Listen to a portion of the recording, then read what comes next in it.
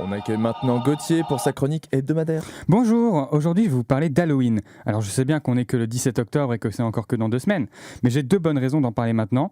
La première, c'est que je ne serai pas là la semaine d'Halloween parce que ce sera les vacances. Et la deuxième, c'est que j'ai remarqué que sur YouTube, les gens s'en foutent de que ce soit dans longtemps parce qu'il faut essayer de surfer sur la tendance le plus tôt possible. Alors pas trop tôt non plus, je pense notamment à Zozo du 58. Oui, je devais imaginer un pseudo internet au hasard et c'est le seul que j'ai trouvé, alors faites comme si c'était original et bien trouvé s'il vous plaît. Ne faites pas comme Zozo du 58, disais-je, en commençant par faire vos vidéos sur Halloween le 17 juillet par exemple, ce serait complètement idiot.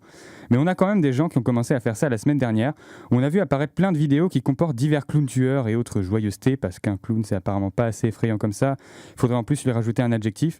Quitte à faire ça, on aurait pu en choisir un autre comme clown joyeux ou clown trimestriel. Ouais, je sais pas si ça a du sens, mais ça fait un peu plus sympa que tueur. Enfin bref.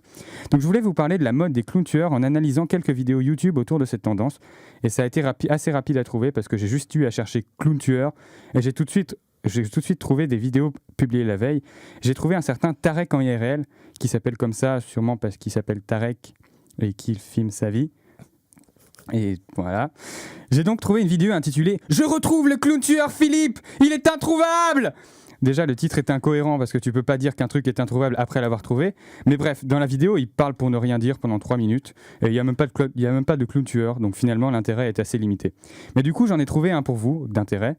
On va jouer à un petit jeu. Est-ce que vous serez capable de deviner quel est le tic de langage de cette personne ?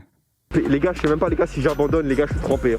Je suis trempé les gars de partout, les gars, la pluie, les gars, elle m'a mouillé, mais à balle. Alors ? La pluie. Non, c'était les gars. Ah, mais vous êtes nuls, hein. Eh bah oui, c'était les gars. Alors cet extrait, c'est pas le début de la vidéo, parce que la vidéo nous accueille comme ça. Hey le gang, c'est Tarek les gars, nouvelle vidéo d'équipe très spéciale. Aujourd'hui les gars, comme vous avez pu le remarquer, je suis actuellement les gars dans la forêt, surnommé par les membres du gang, la forêt magique. Et du coup, pourquoi est-ce qu'il est dans la forêt magique ? Eh bien parce que la veille, il avait fait une vidéo où il disait qu'il avait croisé un clown tueur avec du sang partout sur lui et une batte de baseball dans la main. Il s'est fait poursuivre par ce clown et il avait trouvé que c'était... Et voilà, c'était un peu bizarre, un peu terrifiant et tout.